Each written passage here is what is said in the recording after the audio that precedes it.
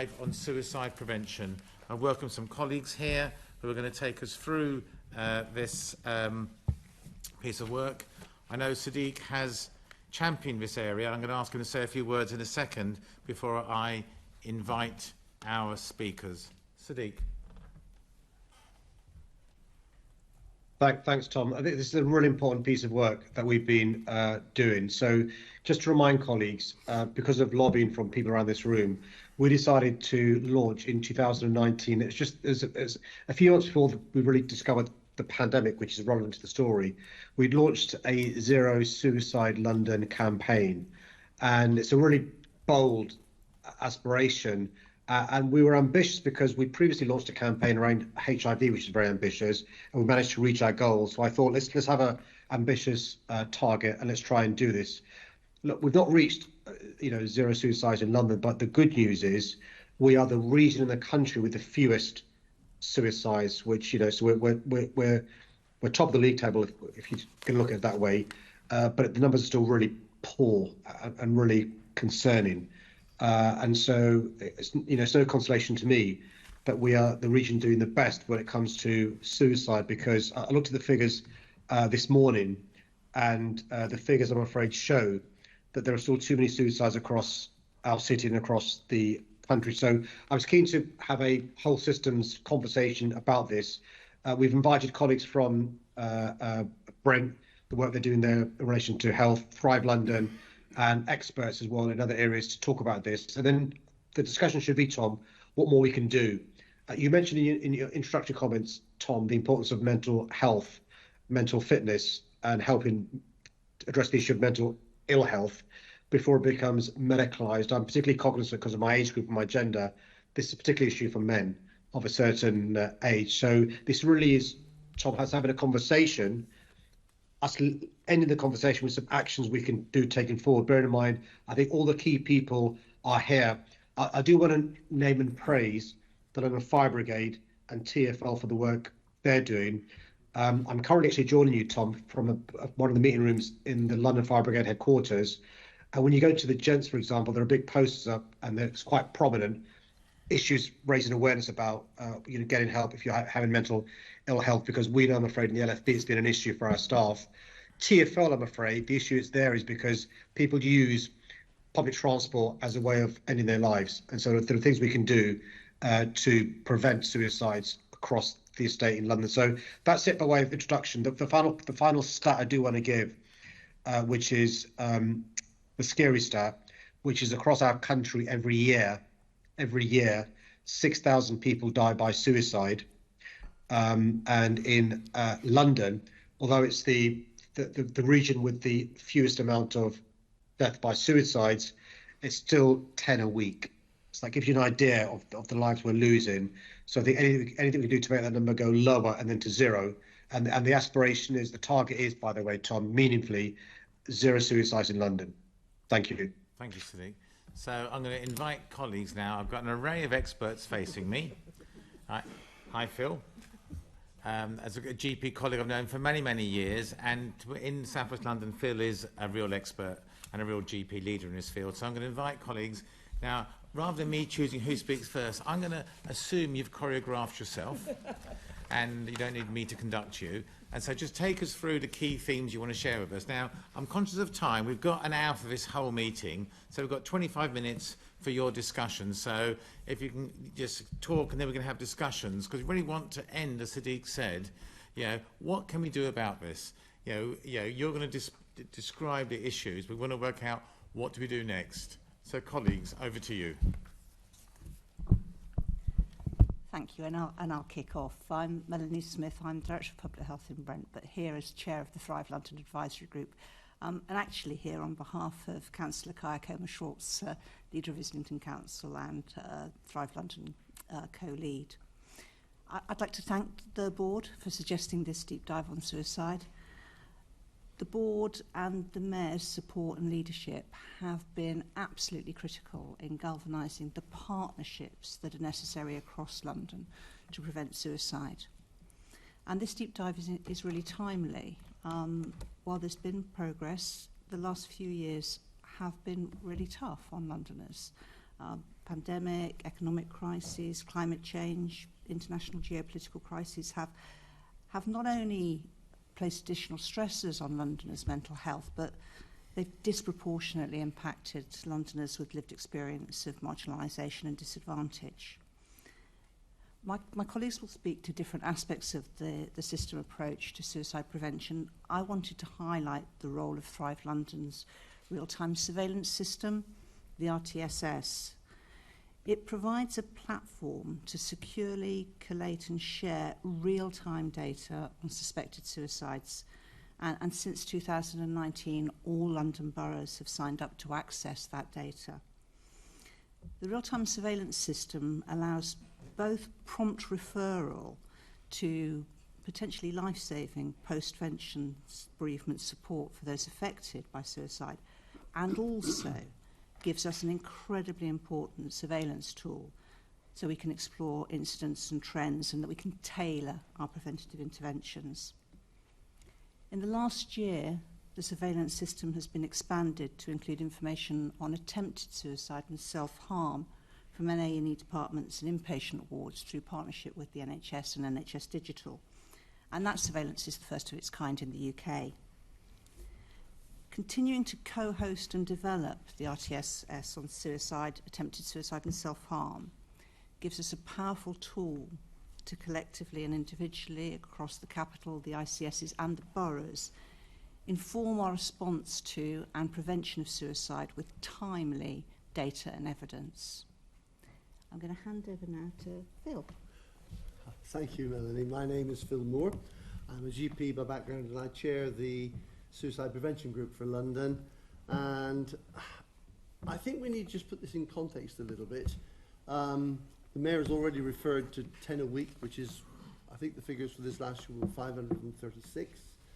If you look at that and you look at the estimated cost of suicides and how many people are affected, that's over £900 million for London, and it's about 70,000 people who've been affected. They reckon about 135 per suicide. That's the scale of the problem that we're dealing with. But I have to be honest, it's been an immense privilege to be involved in this, mainly because I've seen partnership working at its best. What we are amazingly at now is we've got about 40 organisations, in fact over 40, on the Suicide Prevention Group, and a lot more individuals than that, and they're working together. We've got people who've got lived and living experience, and we've got third sector organisations, we've got the Met Police, we've got British Transport Police, we've got the Coast Guard, we've got OHID, London Boroughs and NHS, and all of those people are actually making a contribution to taking this forward. And our attitude is, what can we do once for London? The rest we want to put down to more local areas, but we want to do what is best done once for London.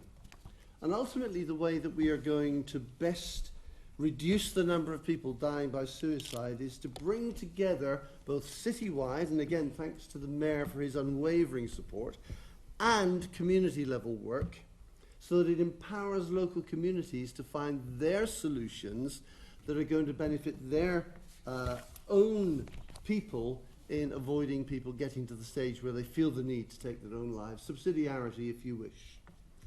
And that partnership is what has underpinned and enabled the data-driven systems change that we've been able to put in place, that Melanie's referred to.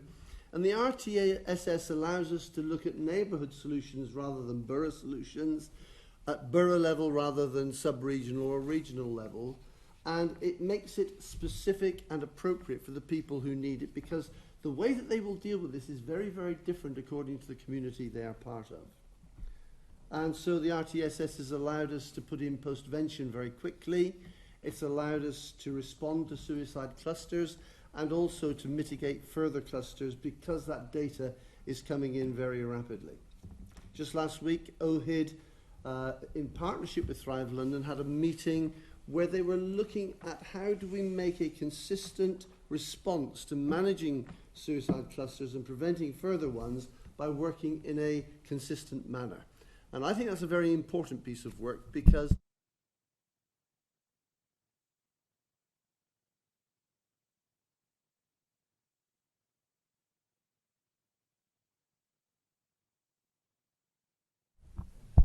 Is that better? Okay. Will take their life in one borough, but they'll perhaps live in another. So there's all kinds of things that make it very important that we work across the system in proper partnership. We've also been able to showcase best practice. We often have people presenting at the suicide prevention group and also training offers. We have had a lot of people with lived and living experience, and also the voluntary sector and NHS say GPs need to be better trained. My view is GP training in suicide prevention is the equivalent of cardiopulmonary resuscitation, and we should be doing something every year, but I've not managed to get that in place yet. So what we're doing is we're saying, how can we roll that training out much wider? We've piloted some training across all the boroughs, and we're looking to try and roll out, ideally to all the practices in London, GP training in the use of something called the SAFE tool, which is a good clinical way of assessing somebody who may have some suicidal ideation or temptation. I don't think we can ignore the structural issues that underlie this, poverty and the cost of living, and we know that the suicide rate rises in any financial recession, and we need to be aware of that. And so during the COVID pandemic, Thrive London established the Economic Wellbeing Forum to begin to understand the economic pressures and particularly how suicide was impacting on that. But now we've got the cost of living crisis, and that group has grown and has continued with broad statutory and VCSE representation, and they're beginning to help people deal with that particular issue. And we're keen to address other known issues as well, and we need your help with this. Things like substance misuse, things like harmful gambling, domestic abuse, and also to find out how we can help individual communities and support them to find things that work for their communities. Communities like the LGBTQ plus community, those with neurodiversity, young black males, the Gypsy Roma traveller community, and many others, they all need bespoke solutions for them, and we need to work with them, and we need your help to access those people. One that I'm working with at the moment is the Gypsy Roma traveller community. There are about 30,000 of those across London, and the mental health of young males is awful, and the suicide rate is very high, and we need, that's one example of what we can do to begin to intervene. So how are we going to make London a world leader in suicide prevention? Because much as we are lowest in this country, and it gets higher the more rural you get and the more north you go, if you look worldwide, we're only about mid-level. And we've got to do better than that. And so the only way we're going to collectively achieve that is by working together. We want to be a zero suicide city. For me, that means a city that says suicide is preventable. It's not inevitable. And therefore, we are making efforts to do that. And I think the last thing I want to say is thank you to everybody who's worked so well together across London. And thank to all of you as system leaders for supporting this. And I trust that we can work together in the future to really see this agenda taken forward. Thank you. Hi, I'm Harry Biggs-Davison. I have the privilege of being Chair of Trustees of Papyrus. Papyrus is the only national charity in the UK which is dedicated to the prevention of young suicide. Like most of our trustees and literally thousands of our supporters, I am a parent bereaved by suicide. My son Patrick took his own life in 2015 in our London home at the age of 25. Behind the unending grief lies a passion shared by so many of us to prevent other families suffering as we did. On average, at least 5 young people under the age of 35 take their own lives every day in the UK. Even more distressingly, of these, 4 or 5 school-aged children end their lives every single week in the UK. Much of our income at Papyrus goes into our free national helpline, which we call Hopeline 247. Unlike other comparable helplines, which rely on volunteers and are limited in what they can do to help a person with suicidal ideation, all our advisors are salaried professionals, highly trained in suicide prevention. The helpline is there for young people, 24 hours a day, every day of the year. and it's there for anyone concerned about a young person who needs advice and support. We also have text, email, and web chat contacts, which many young people may prefer. And if our advisor feels that a life is in immediate danger, an intervention by the emergency services can be made. And anecdotally, we know that lives have been saved directly as a result. At Papyrus, we work on the basis that most suicides are preventable and that suicide is everyone's business. Hence, we run campaigns to try to smash the stigma that surrounds suicide and run a range of training programs in places of education and workplaces across the UK.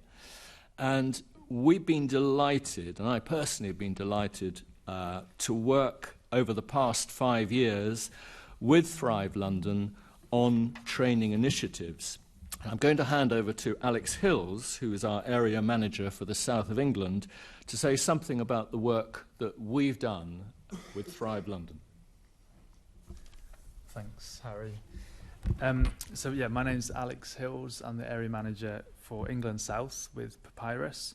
I just firstly want to follow Harry and to thank the Mayor and Thrive London for your support, your partnership and your dedication. It's one of my favourite projects that I get to work on, so thank you. And I'm pleased to be able to just briefly share with members today the fruits of that partnership over the past 5 years, and I want to also talk about a couple of actions that I think we could take forward. So in 2019, Thrive London commissioned us to deliver a series of suicide prevention training sessions to equip schools across London with the competence and the confidence to prevent young suicide. And throughout the project, we covered and reached 1,100 people across all London boroughs. And participants covered a diversity of job roles such as school caretakers, administrative staff, as well as those working directly with children and young people. And I feel this is particularly important as suicide prevention is everyone's business. And we believe that for the benefits of our young people, everyone working in schools should have access to high quality suicide prevention training. Across the various sessions, participants were given a greater understanding of the prevalence of young suicide, as Harry mentioned, how to spot the signs that someone is thinking of suicide, and how to have a safe and sensitive conversation to keep that person safe, including the use of a safety plan. I just want to share some feedback that we got from one of our participants. They said, "It's a very tough subject. However, it's given me hope and confidence to have a life-saving conversation if needs be." And I'm sure that you would agree with me that this is what we want for all staff in schools across London. So my first plea of an action would be, can we look at training across all schools in London? Following this, in 2022, we were commissioned to deliver a similar project, but in higher and further education settings. During the project, we delivered training to 350 staff from over 80 institutions across London.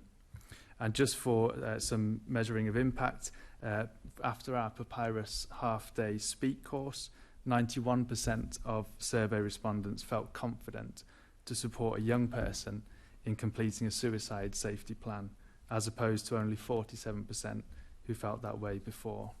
So this highlights for me the importance and the efficacy of training staff in higher and further education, giving them the tools to support our young people when they most need it. And in 2023, as a result of a one-year engagement with Hong Kongers, Thrive London identified that there was a need to adapt suicide prevention tools and training for the Hong Kong community. So Papyrus was commissioned to work collaboratively with an organisation called Hearth Talk, who provides specialised mental health support for Hong Kongers in London. And 125 people were reached during this project. And for me, the beauty of this project was the innovation that it produced by connecting Hearth Talk's experience and expertise in the cultural and socio-political factors that influence suicide risk for Hong Kongers with Papyrus's knowledge and experience in suicide prevention training. our organisations work together to co-produce and co-deliver the trainings. And I think, as Phil mentioned, we feel that this sort of work, bringing the expertise of particular communities together with the knowledge and experience of suicide prevention organisations, is a key way for us to reduce suicide in London. So across this 5-year period, we're really pleased to say that 1,600 people have been trained in suicide prevention, supporting communities across London to become suicide safer. I just want to finish by saying, as a charitable organisation, I would also like to stress the importance of the voluntary and community sector. We at Papyrus are certainly not alone. We stand alongside many passionate, skilled and essential voluntary organisations who support local need and provide support when many other services are too stretched. So ensuring the voluntary and community sector is heard, supported and promoted is key to reducing the rate of suicide in our communities across London. So I just want to thank you for your time today, and we look forward to continuing working with Thrive London to prevent suicide, and we're happy to take any questions. Thank you. Thank you very much. And thank you for that very inspiring talk. I mean, showing that we've already done a lot so far, but it's more to do, because I mean, and for me, zero suicide means every single suicide is a failure. We have failed that person. The system hasn't addressed the issues that we needed to. So I'm quite keen now to understand, what are the next steps? What do we need to do to galvanise the work already done by colleagues around the table to make sure we've got a proper cohesive plan for all of London going forward? So I'd like to ask comments and any questions from colleagues about how the NHS is responding, how local authority is responding, how the business world is responding. So I'll start with Jo. Thank you very much, Tom, and apologies for being a little late, and thank you for such a really interesting presentation. Phil, we know each other of old. I'd be really interested just to sense check, have we taken this paper and this research to the London Clinical Executive Group? Because I feel a really compelling need to pick up on what you've said about making sure that we do go out to practices, make the recommendation that actually GP practices should have this training. It's really vital, and I would honestly suspect that many don't.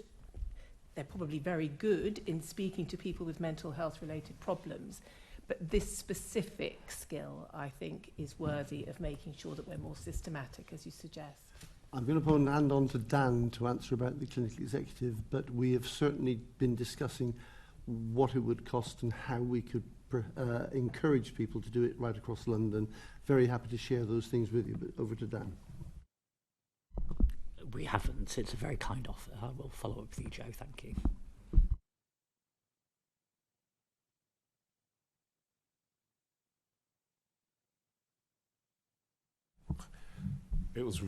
That was really powerful and really interesting. A lot of the work we're doing in a very much related but separate strand in the GLA is around financial resilience and economic well-being. So I was piqued by what you said earlier. A lot of the times we are working with the infrastructure that supports people when they're in debt and having financial issues. We are really now focusing on getting upstream. So we have advice in community settings, which has signposts into various other services, and I'll be really keen for you to meet with the team to make sure that signpost and those routes are there. But there's also a piece of work which we're going to be looking at where we understand that banks often, through their own data, can see when people are living in their overdrafts and they're getting into real problem debt, and they try and work with them early doors, as it were.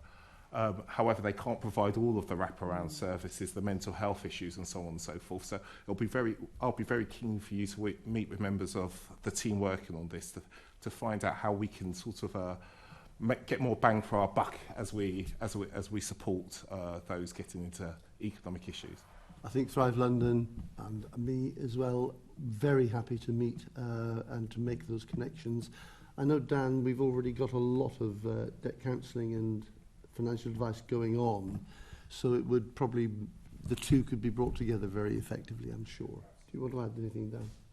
Yeah. Okay, I'm then going to bring in Caroline, then Kevin, then Richard, and then Councillor Butt. And then I'm probably bringing Sadiq at the end just to kind of to get his final comments. But I'm quite keen when colleagues speak is about what else can we do, and what can we, what is the NHS doing to assist this work stream? I'm sure quite a lot. The local authorities, public health, because I'm very aware there's issues that have been discussed regarding gambling, drug and alcohol services, domestic violence, LGBT plus communities, as areas whereby perhaps we need that kind of targeted work. We talk about a universal approach, but also targeting as well, can also assist. So over to Caroline first.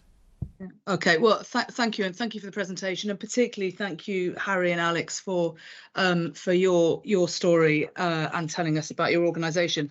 My name's Caroline. I'm the regional director for the NHS in London, and actually, I've got questions rather than a helpful. Well, they're designed to be helpful. So one is, I'm really struck by the data. The fact that we have a surveillance system, you're using data to really drive kind of how we approach things, but that this can only be done in partnership. So my first question is, have we got all the right partners around the table? Is anyone missing? Because in another room we're having conversations about trust in public service and actually the power of community organisations and the voluntary sector to really kind of actually have some of those conversations. So question number one, who's missing? And question number two, and I think it might be to Phil, but it could be to anyone, which is that this, if only the NHS did ... I suppose it's something about, if there was anything else that we could do in this space, you must know what it is. So imagine we had unlimited finance. Imagine the budget today was a different kind of budget. What else might we do in this space?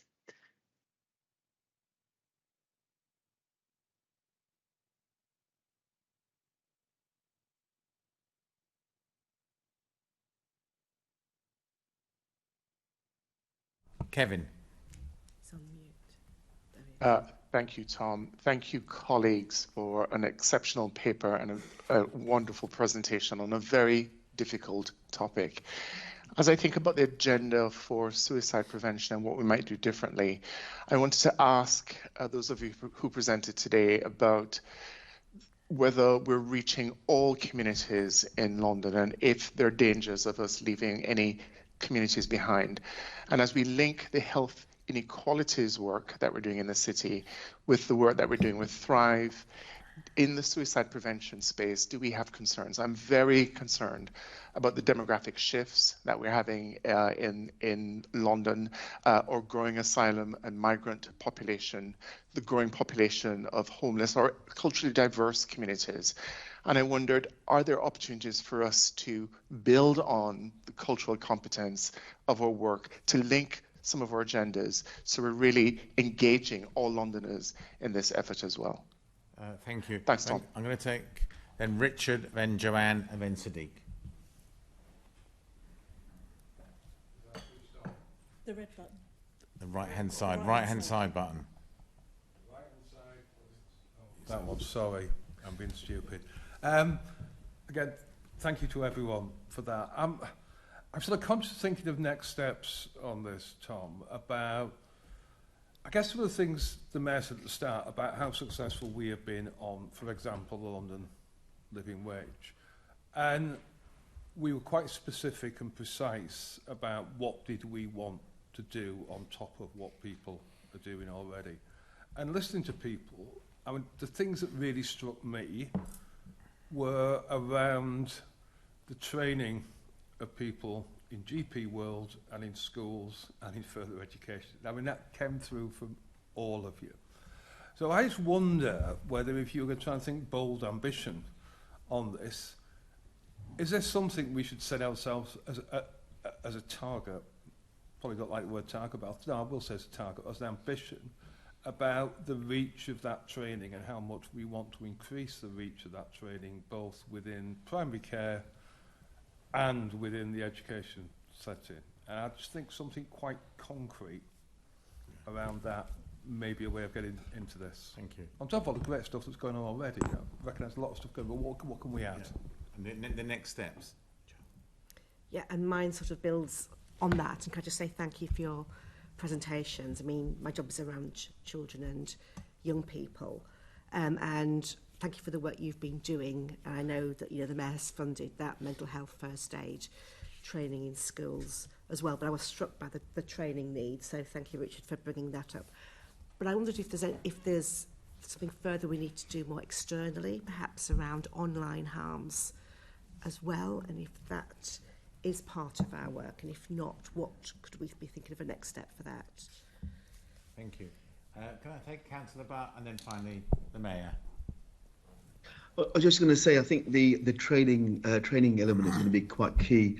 One of my own family members, just towards the end of last year, September, right? She committed suicide, and it was quite traumatic for all of us, because none of us actually really saw the signs, and it's trying to identify, you know, how we can have those conversations and get some of those early interventions into the community, so that people understand, right, what they're looking at and the signs. Like I said, we didn't see it coming, and now when we sort of think back, right, it's easy with hindsight to take a look back now, you know, and say, oh, we could have helped her here, we could have done this, right? But like I said, when you're in the throes of just having those you know, conversations and stuff, right, it's quite difficult. I think the training and sometimes I think the difficult conversations within communities is going to be key as well, because it does happen in a lot of communities, and the point about sort of the Black Caribbean community, right? What are the reasons about why we have, you know, sort of more people from the Black community sort of having those issues? Is it drug related? Is it finance? Is it you know, issues around sort of security and stuff? Like I said, it's just about the training and seeing what the signs are. Thank you, Councillor Butt. Sadiq. Look, can I thank Mo for what he just said? And also just to share that I've been on the 20-minute training course, and for those that haven't, I'd encourage you to do that course. The scales came off when I did the training course, and I've used the skills I've learned in my own personal relationships with staff, with friends, and so forth. So for those that haven't done the course, it really is very straightforward. Tom Coffey signposted it for me, and I'm sure, Tom, we can circulate details offline for those colleagues who've not been in the course, but to cascade it for other people to go in the course as well. Can I thank all the presenters, Melanie, Phil, Harry and Alex, for the presentation, which I think you know how brilliant it was by what it stimulated since the presentation. I've got a few constructive things, I hope, to add to what we do in response to the presentation. Firstly, Tunde's spot on. So we fund to the tune of £4.2 million in the coming year, law centres, advice centres on how to support people maximising income. And I'm just thinking, Tunde, should we, as part of the funding, say to our advisors, just check if people are having these sorts of issues, and we can signpost to experts if they are, because it seems an obvious thing we can do with the power of procurement to just check we're doing that, bearing in mind what was said about the link between finance, insecurity and suicide. Secondly, Kevin and his team did an amazing amount of work in relation to lessons to learn around vaccine hesitancy with certain communities. And I'm just thinking aloud, bearing in mind what Mo just said, are there lessons we can learn in relation to how we get the message across with respected message carriers about stigma and so forth? Thrive London has done some great work, but are there any vaccine lessons we can learn? Because although Joe is right in relation to GP training, we know lots of Londoners aren't registered with a GP. Those that are, that's great, but it's those that fall through the crack. And I just think it's worth us thinking about if there are lessons we can repeat. And just following from Joanne's point, we actually are now in touch with 300,000 young Londoners through the Violence Reduction Unit.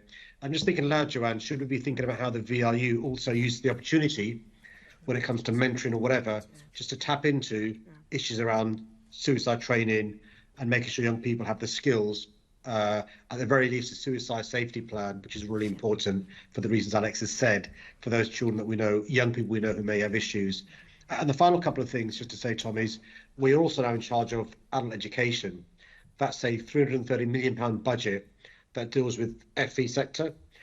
Again, Tunde, Joanne, should be just checking that Jules and the team are just making sure that the FE sector has the right training and so forth to help that. And the final thing, Tom, is we've got the second to last point. We've got real huge convening powers.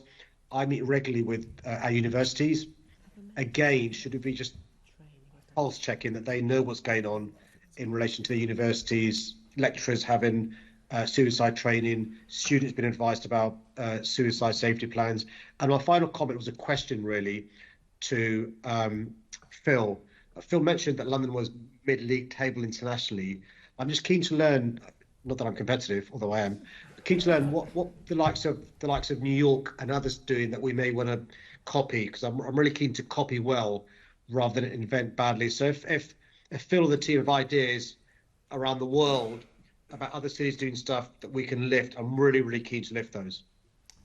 Thank you, Sadiq. So there's been lots of helpful offers, which, hopefully I think the team have taken down about how we in the GLA can, be part of the solution. But there's also some key questions that you've heard from colleagues. Right now, and can you answer these really quickly, right? Phil, maybe over to you. Okay, really quickly. NHS I would put all our resources into training. I would want everybody and his uncle trained on suicide awareness, and I want the professionals trained on suicide response. I would like to have every GP practice, all their staff covered with awareness, and every GP practice at least one trained in response. That's an answer to that. I think it's good to learn from the other capital cities. Quite difficult to see what capital cities are doing. I was looking for the figures. If you look at countrywide, we are mid-range, and I certainly looked at Washington. Washington DC is about the same as us, but I think there is stuff to learn from doing those. I'll let others answer the other things, I think. Thank you. On the subject of engagement, training, I'm obviously biased because we're looking at young people here, but I think it's so important to be getting into the schools and getting the training of whole school communities. Our experience at Papyrus, I'm a former head teacher myself, and I kind of sympathise with schools here. One of the frustrations is that schools welcome us with open arms to come and talk to the school communities after a suicide. Yeah. But if there hasn't been a tragedy in a school, then they are very unwilling to bring up that subject, which of course has such stigma around it, and the mythical notion that if you mention the word suicide, we're going to put ideas into young people's heads. We all know that is actually a fallacy and a myth, but it is a real difficulty, and therefore if we can find some way whereby we can go proactively into schools and get the training done, then that is a great solution. Okay, Alex, right, last point, and then I'm going to move on. Thank you. And just to follow from what Harry has said, we work with schools to implement suicide safer policies as well. So looking at that whole school approach, which includes things like training, but also how might the school respond if a suicide does happen? How do you look at the physical environment to make sure it's suicide safer? So there's a number of different tools alongside the training that we can use with schools and a whole school approach. Okay, thank you. I mean, I feel it's been a very, very rich conversation. And rather than me trying to summarise what we discussed, what I'm going to suggest that we do is myself and Joe and perhaps colleagues from the GLA, I'm going to ask Caroline to identify someone from the NHS, and for London councils with Mo and Ali, perhaps 3 or 4 of us to meet with yourself, to take forward what we discussed today, to say, okay, then, what does this therefore make for a credible next step? And then maybe we can report back to our next meeting. Because I feel that, I don't want to lose what we've discussed today by saying thank you very much. Let's do something about it. Because I think there's been some challenges we've given, and how do we rise to that challenge?